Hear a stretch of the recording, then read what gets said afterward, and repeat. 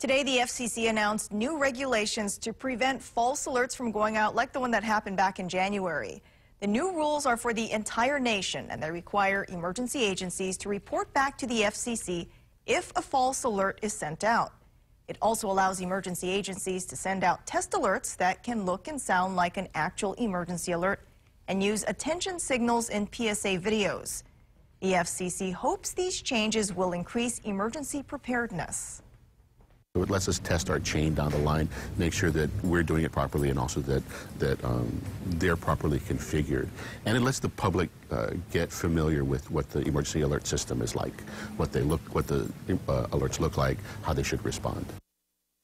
He also tells us they're currently going over the regulations and looking into how they can upgrade their emergency alert tests.